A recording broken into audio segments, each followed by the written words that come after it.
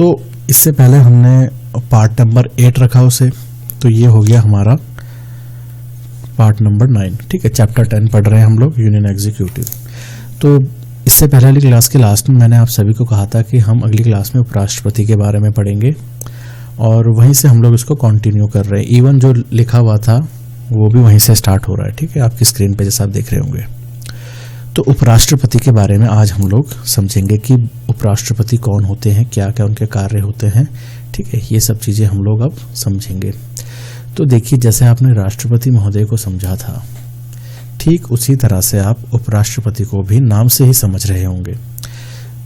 जैसे कि ये नाम खुद में बता रहा है कि यदि राष्ट्रपति महोदय नहीं है कार्य करने में, तो उनकी जगह पर जो काम करेंगे उन्हें कहा जाएगा उपराष्ट्रपति। ठीक है, तो भारत के संविधान में उपराष्ट्रपति का उल्लेख है कि भारत का एक उपराष्ट्रपति होगा, भारत का उपराष्ट्रपति होगा, भारत का उपराष्ट्रपति होगा।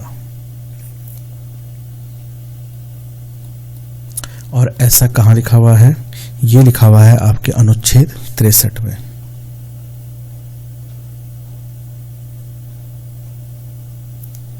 अनुच्छेद 63 में। तो अनुच्छेद 63 में इस बात का जिक्र है कि भारत का एक उपराष्ट्रपति होगा। उपराष्ट्रपति के बारे में अगर हम बात करें तो इसे कैसे बनता है? अगर किसी को उपराष्ट्रपति बनना है तो उसमें क्या होगा?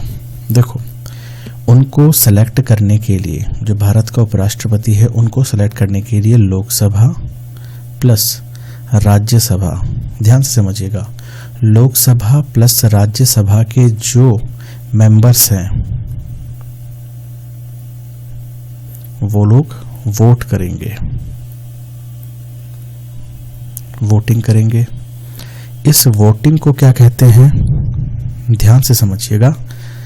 उपराष्ट्रपति का चयन अगर करना है तो उसके लिए संसद के दोनों सदन, मतलब लोकसभा और राज्यसभा, दोनों के जो सदस्य होते हैं वो लोग वोट डालते हैं। ठीक है, और जिस प्रक्रिया से डालते हैं उसको कहा जाता है अनुपातिक प्रतिनिधित्व। अनुपातिक प्रतिनिधित्व मतलब इससे पहले वाली क्लास में भी मैं आपको ये बात समझा चुका हूँ। अनुपातिक प्रतिनिधित्व का मतलब प्रेफरेंस वोटिंग, जिसमें मैंने आपको 1 2 3 4 करके समझाया था। तो पर्टिकुलर जितने भी लोग उपराष्ट्रपति पद के लिए दावेदारी भर रहे हैं उन सब के नाम होंगे, उसके आगे आपने प्रेफरेंस देना है, और ये सीक्रेट वे में होता है, सीक्रेट बैलेट पेपर होता है। ठीक है, किसने किसको वोट डाला ये जानकारी किसी को नहीं पता चल पाती है। ठीक है, बराबर, इस तरीके से उनका सिलेक्शन होता है। अब कुछ इंपॉर्टेंट बातें, अगर किसी को उपराष्ट्रपति बनना है तो उसके लिए एक महत्वपूर्ण बात यह है कि वो व्यक्ति लोकसभा और राज्यसभा का सदस्य नहीं होना चाहिए, सदस्य नहीं होना चाहिए। कोई भी अगर उपराष्ट्रपति बनने की दावेदारी कर रहा है तो वह संसद के किसी भी सदन, चाहे लोकसभा हो चाहे राज्यसभा हो, दोनों में से किसी भी सदन का वह सदस्य नहीं होना चाहिए। ठीक, ये बात आई क्लियर? और क्या क्या बातें होनी चाहिए भाई?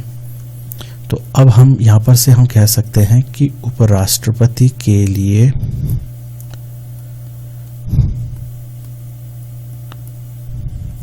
उपराष्ट्रपति पद के लिए वरीयता क्या रखी हुई है? ठीक है, वरीयता क्या है?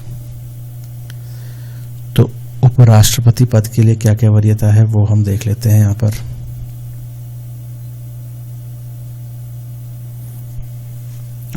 ध्यान समझिएगा, 35 वर्ष की आयु वो व्यक्ति पूरी कर चुका हो, मतलब उसकी एज 35 प्लस होनी चाहिए,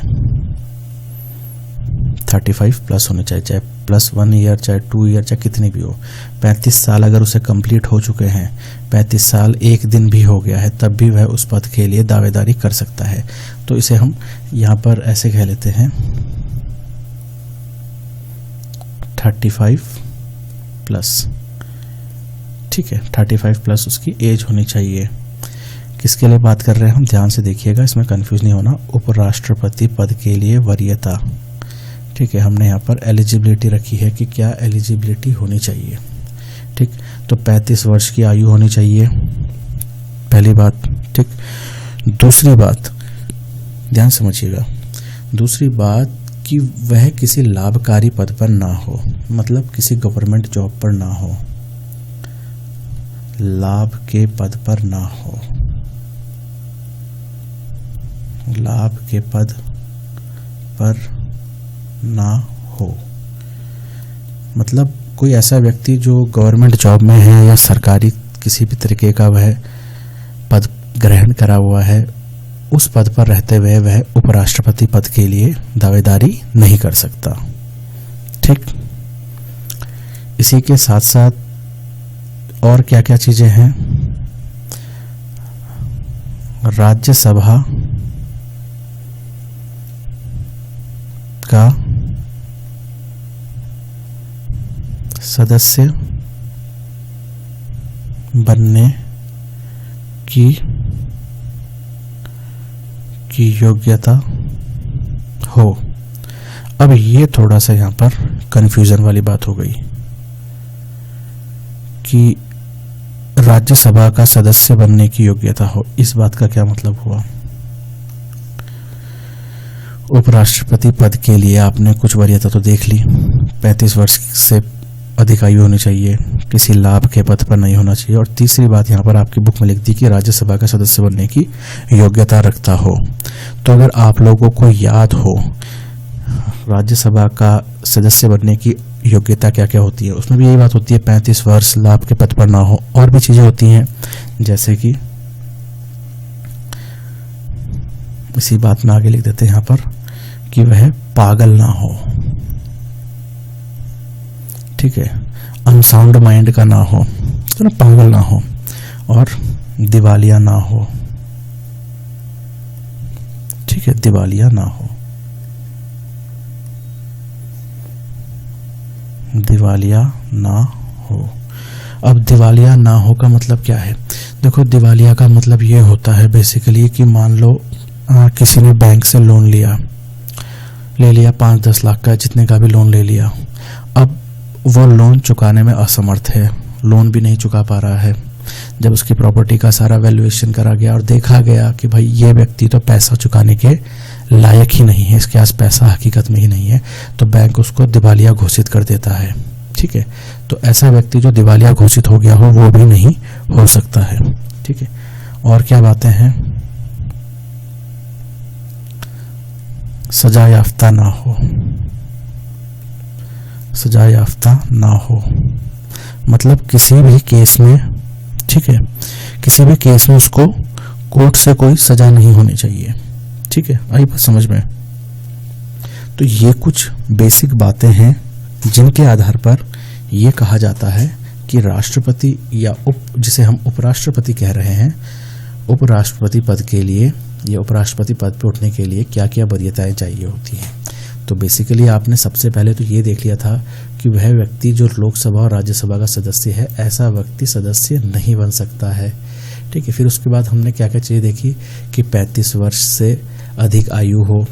दूसरा हमने क्या देखा, लाभ के पद पर ना हो, मतलब गवर्नमेंट जॉब पे ना हो। तीसरा हमने क्या देखा कि राज्यसभा का सदस्य बनने की योग्यता रखता हो, मतलब पागल ना हो, दिवालिया ना हो, और किसी सजा याफ्ता ना हो, किसी भी चीज़ की सजा उस पर ना लगी हो।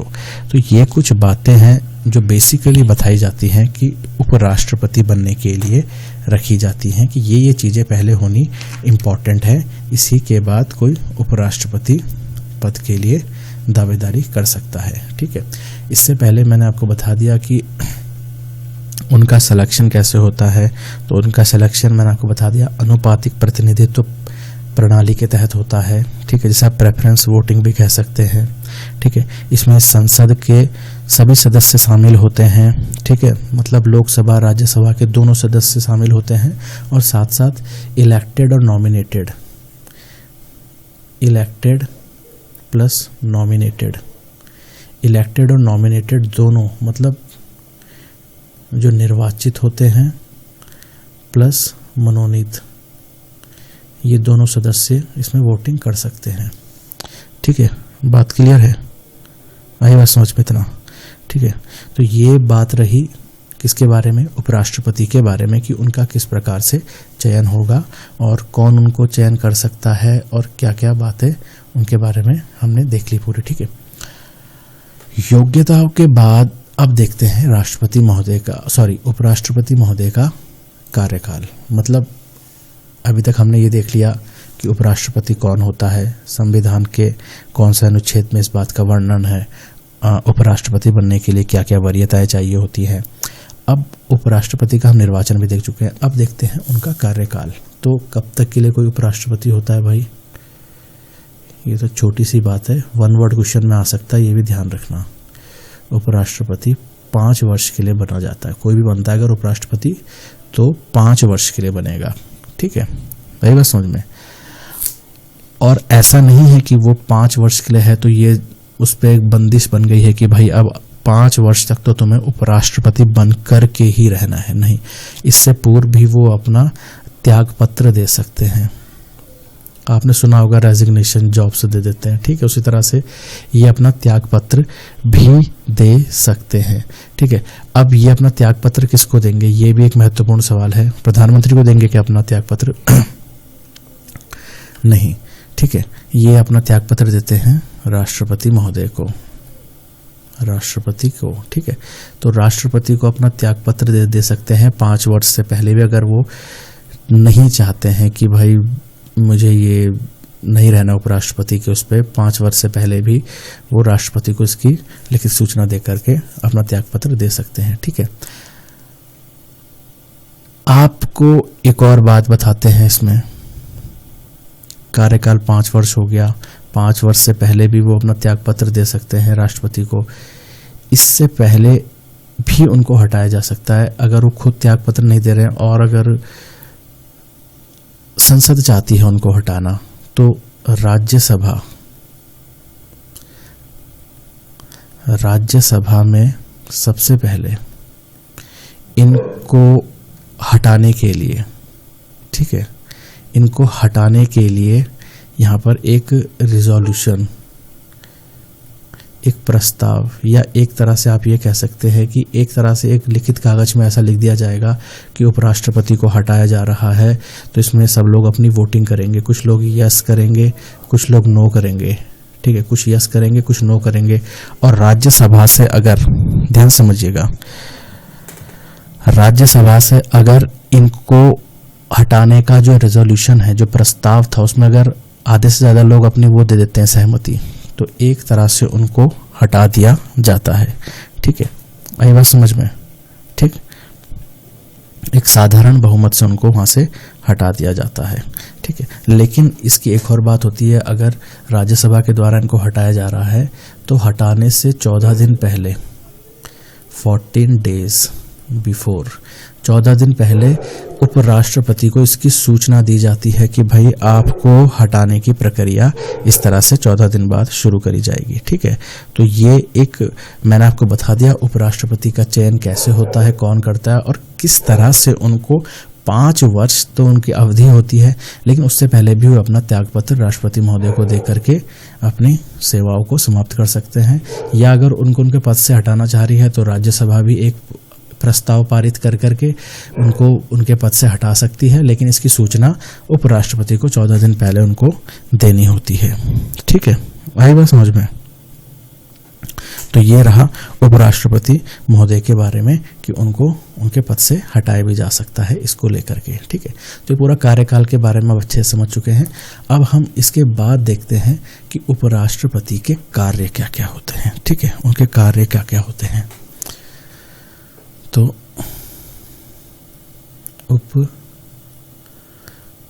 उपराष्ट्रपति कार्य, उपराष्ट्रपति के कार्य क्या क्या है, आइए इनको हम एक एक करके बारी बारी से देखते हैं। ठीक है, एक इम्पॉर्टेंट बात, जो उपराष्ट्रपति होता है जो उपराष्ट्रपति होता है वो ही राज्यसभा का क्या होता है, ध्यान समझिएगा, पदेन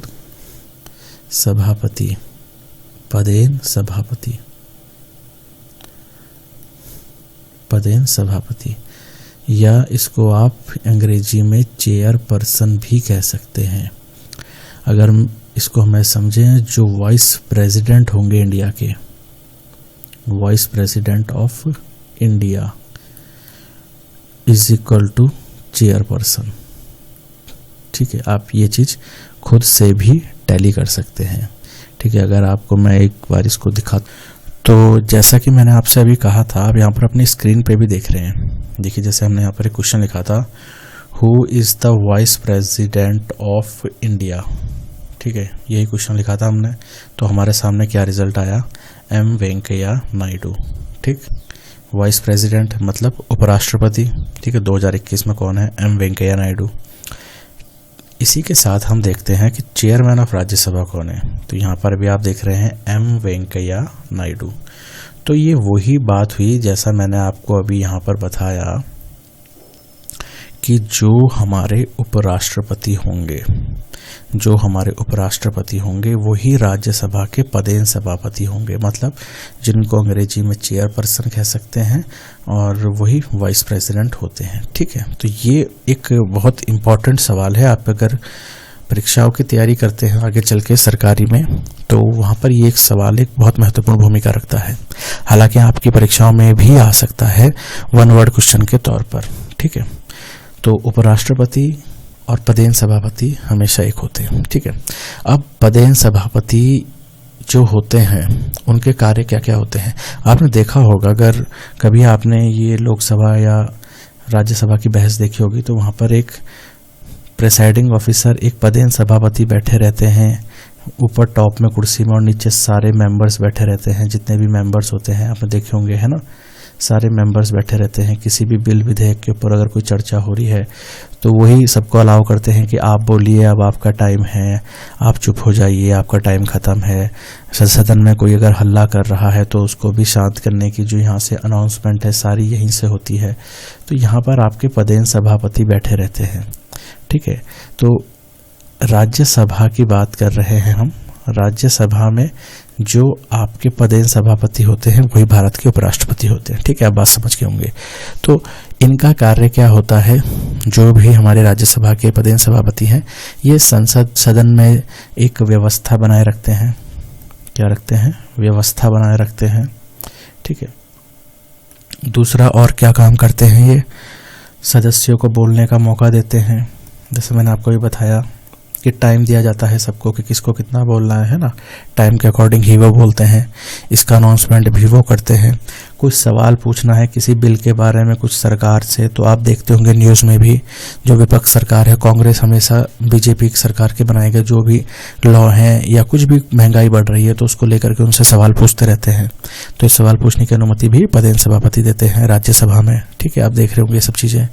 ठीक है, और जो भी बातें हैं सदस्यों को रिलेटेड की डिसिप्लिन मेंटेन करना, वहाँ पर जो भी उनके सवाल हैं, विधेयक, कोई नया विधेयक लेकर के आ रहे हैं, कोई बिल लेकर के आ रहे हैं, तो ये सब बातें लाने के जो प्रस्ताव हैं उसकी परमिशन कौन देते हैं, पदेन सभापति देते हैं। फिर उसके बाद जैसे विधेयक लाया जाता है तो इस पर जो वोटिंग होती है, वोटिंग कराने का भी अनाउंसमेंट वो ही करते हैं। कौन, पदेन सभापति। तो ये सब बातें रही किसके बारे में, पदेन सभापति के बारे में। एक और महत्वपूर्ण बात, जैसा मैंने आपको अभी बताया कि अगर कोई विधेयक लाया जा रहा है, कोई विधेयक, कोई नया कानून बनाने के लिए लाया जा रहा है, तो उस पर वोटिंग करने का अनाउंसमेंट क्या कर देंगे, पदेन सभापति करेंगे। अब आप एक बात हमेशा ध्यान रखिएगा, जो वोटिंग करी जा रही है, वोटिंग कौन करता है, हर मेंबर करता है जो मेंबर ऑफ पार्लियामेंट है। ठीक है, मतलब अभी तो हम राज्यसभा के उसमें पढ़ रहे हैं। तो जो पदेन सभापति हैं उनकी हमने पहली शर्त क्या पढ़ी थी कि भाई वो किसी सदन के सदस्य नहीं होने चाहिए। तो उसका मतलब क्या है कि वो वोट कर ही नहीं सकते हैं, उनका तो वोट होगा ही नहीं इसमें। कोई भी विधेयक अगर लाया जा रहा है तो वो तो वोट डाल ही नहीं सकते हैं क्योंकि वो किसी भी सदन के सदस्य नहीं हैं। लेकिन एक यहाँ पर कंडीशन है, वो कंडीशन क्या है, अगर कभी टाई की सिचुएशन आ जाती है, मतलब बराबरी की ऐसी परिस्थिति आ जाती है कि कोई विधेयक लाया गया, उसमें वोटिंग हुई और वोटिंग मान लो ऐसी हो गई कि बराबरी पे आ गई, 50-50% पे आ गई, 50 लोग हाँ कह रहे हैं, 50% ना कह रहे हैं। तो ऐसे में क्या होगा, अब ये टाई की कंडीशन आ गई है, बराबरी की स्थिति आ गई है ना। तो ऐसे में जो पदेन सभापति हैं, चाहे वो महिला हो चाहे पुरुष हो, वो अपना वोट डाल सकते हैं। उनका वोट फिर निर्णायक रूप के लिए या निर्णायक मत के तौर पर इस्तेमाल करा जाता है कि ये जो वोटिंग हुई है इसको कोई एक रूप मिल सके, इसका रिजल्ट आ सके। तो वो उनका एक वोट, अब 50% अगर वो उसके फेवर में यस कर देंगे तो वो बिल पास हो जाएगा, उसके अगेंस्ट कर देंगे तो वो बिल कैंसिल हो जाएगा, वहाँ से पारित नहीं माना जाएगा। तो ये है उपराष्ट्रपति के बारे में कि वो वोट नहीं कर सकते हैं किसी भी विधेयक के ऊपर, किंतु अगर कोई ऐसी परिस्थिति बन जाती है जहां पर बराबरी वाली स्थिति या टाई की स्थिति उत्पन्न हो जाती है तो वहां पर उनको वोट डालने का अधिकार है, ताकि निर्णायक रूप आ सके, कोई रिजल्ट आ सके उस वोट का। तो ये उपराष्ट्रपति के बारे में आपने देखा, ठीक है। और क्या बातें हैं उपराष्ट्रपति के कार्य को लेकर के, ठीक है, इतना बात आपको समझ में आ गया होगा। अब देखो, इससे पहले हम लोगों ने क्या समझा था, इससे पहले हमने राष्ट्रपति महोदय के बारे में पढ़ा था ना, राष्ट्रपति महोदय के बारे में। तो राष्ट्रपति महोदय के बारे में आप लोगों ने देखा था कि उनको महाभियोग प्रक्रिया के तहत हटाया जा सकता है, महाभियोग चला करके उनको हटा दिया जा सकता है। तो मतलब रिजल्ट क्या आया कि राष्ट्रपति का पद जो है ये रिक्त हो गया, खाली हो गया। अगर राष्ट्रपति को हटा दिया है तो ऐसा तो है नहीं कि तुरंत आज हटाया और अगले दिन नया राष्ट्रपति आ जाएगा, ये बात तो आप भी समझते हैं, इतना जल्दी तो नहीं हो सकता है। तो राष्ट्रपति महोदय का जैसी पद खाली होता है, कारण क्या हुआ, चाहे महाभियोग हो जाए, चाहे मृत्यु हो गई, जो राष्ट्रपति थे उनकी मृत्यु हो गई है ना, या उन्होंने खुद अपना त्यागपत्र दे दिया, ठीक है। तो कारण चाहे कुछ भी हो, रिजल्ट अगर ये आ गया कि राष्ट्रपति का पद खाली हो गया, तो ऐसे में जो राष्ट्रपति महोदय का सारा कार्य है वो कौन करेगा, वो सारा काम करेंगे उपराष्ट्रपति। कौन करेंगे, उपराष्ट्रपति, क्योंकि उनका पद अभी परमानेंटली खाली हो चुका है, अब वो है ही नहीं, ठीक है। तो काम कौन करेंगे, उपराष्ट्रपति। अब उपराष्ट्रपति जैसे ही इनका कार्य करते हैं तो आप एक बात ध्यान रखिएगा, जैसे ही वो उनका काम करते हैं, अब इस टाइम पे ये फिर आपका जो राज्यसभा है, ये राज्यसभा के पदेन सभापति नहीं रहेंगे, फिर अब पदेन सभापति नहीं रहेंगे, ठीक है। जैसे ही ये राष्ट्रपति बन जाएंगे, क्योंकि अब ये उपराष्ट्रपति होकर के राष्ट्रपति वाला कार्य कर रहे हैं, क्योंकि राष्ट्रपति का पद रिक्त हो चुका है, ठीक है। तो इस टाइम पर ये अब राज्यसभा के पदेन सभापति नहीं रहेंगे और इनके अंदर सारी शक्तियां आ जाएंगी, कौन सी वाली, राष्ट्रपति वाली। ये सारी शक्तियां इनके पास राष्ट्रपति वाली आ जाएंगी, राष्ट्रपति की ही सैलरी आ जाएगी, राष्ट्रपति के ही अलाउंस आ जाएंगे, जितनी सुविधाएं राष्ट्रपति महोदय को मिलती हैं वो सभी उनको दिया जाएगा। और इस चीज को आप हिंदी में कहेंगे क्या, कार्यवाहक राष्ट्रपति।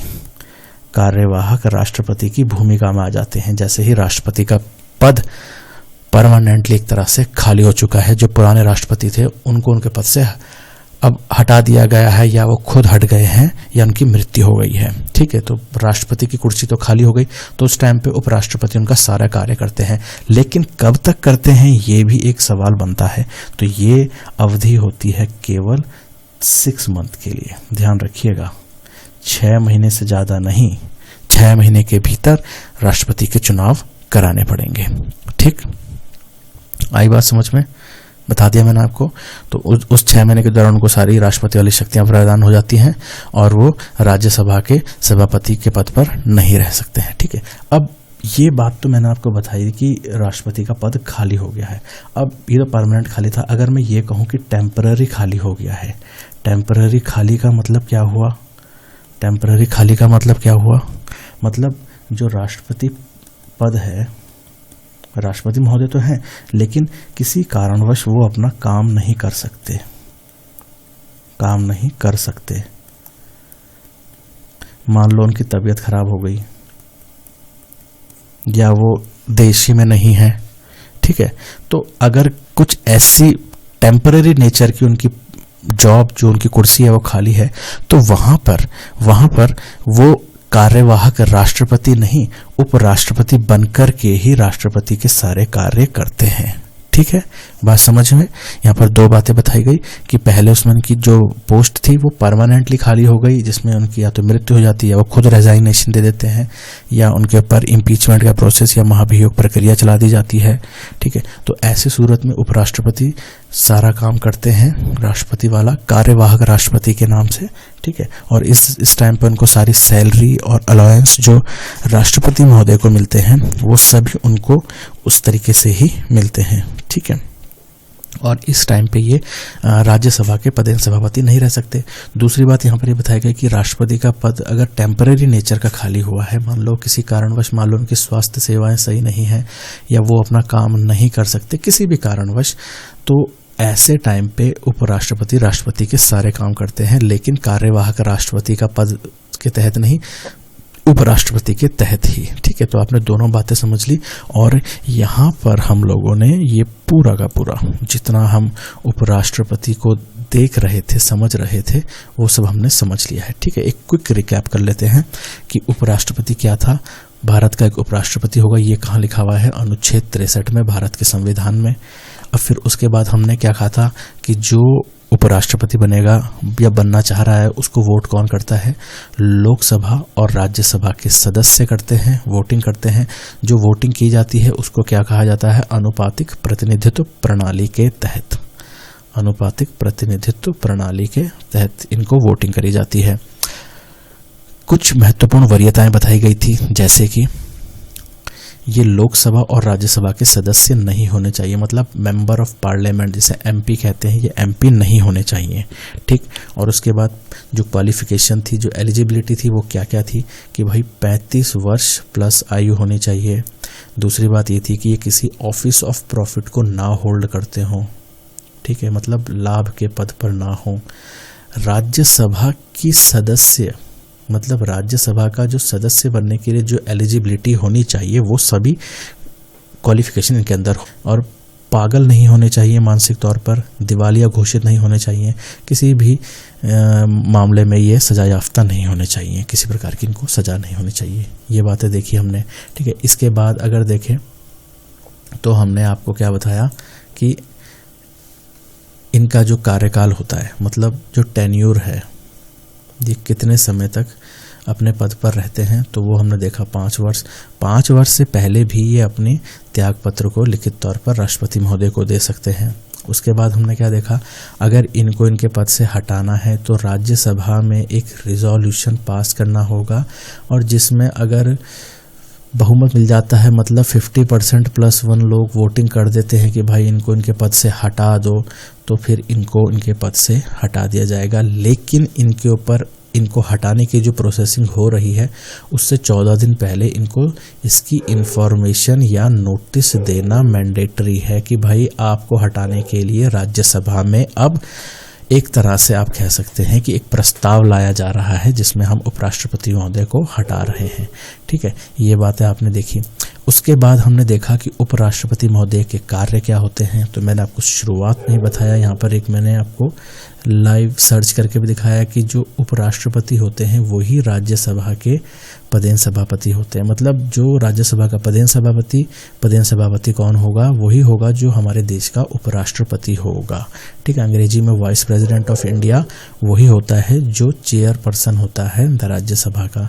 फिर मैंने आपको पदेन सभापति के कार्य बताए कि वो सदन में व्यवस्था बरकरार रखते हैं, बोलने की अनुमति देते हैं, सवाल पूछने की अनुमति देते हैं, है ना, किसी भी विधेयक पे लाने के लिए उसमें उसको प्रस्तुत करने की अनुमति वो ही देते हैं, उस पर वोटिंग करने का जो है अनाउंसमेंट वो ही करते हैं, और इनको किसी विधेयक या किसी नए लाए हुए कानून पर वोट डालने का अधिकार नहीं होता है।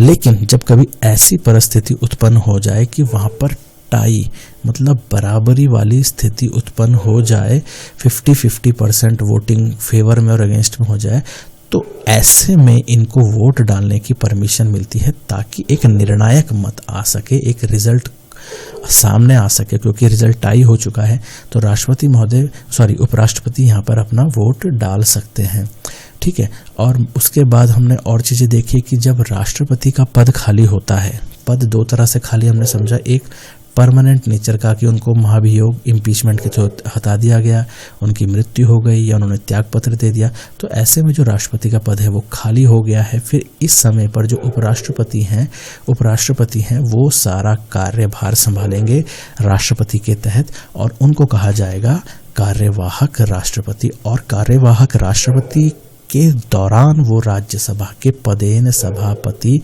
नहीं रह सकते, ठीक। इस दरमियान जब वो कार्यवाहक राष्ट्रपति हैं तो उनको राष्ट्रपति के समान सैलरी, अलाउंस, सारी सुख सुविधाएं, सब चीज़ें दर्जा एज इट इज़ राष्ट्रपति वाला दिया जाएगा। लेकिन ये समय अवधि इस पद की इनकी केवल 6 महीने की होगी। 6 महीने के भीतर यहाँ पर राष्ट्रपति के चुनाव पुनः कराने होंगे, ठीक है। दूसरा हमने ये समझा कि राष्ट्रपति का पद टेम्पररी नेचर का रिक्त हो रखा है, खाली हो रखा है। उस दरमियान जो है राष्ट्रपति महोदय किसी कारणवश अपने कार्य को करने में असमर्थ है, चाहे स्वास्थ्य सेवा से हो, चाहे वो वहाँ पर उपलब्ध ना हो, किसी भी कारणवश। तो ऐसे में भी उपराष्ट्रपति सारे राष्ट्रपति वाले कार्य करते हैं, लेकिन कार्यवाहक राष्ट्रपति बनकर नहीं, उपराष्ट्रपति बनकर के ही, ठीक है।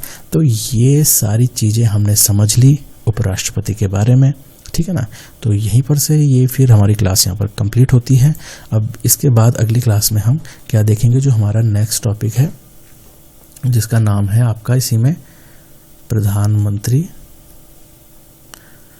एंड उनकी मंत्री परिषद, प्रधानमंत्री और उनकी मंत्री परिषद, ठीक है। तो प्रधानमंत्री और मंत्री परिषद को हम इसकी अगली वाली क्लास में देखेंगे।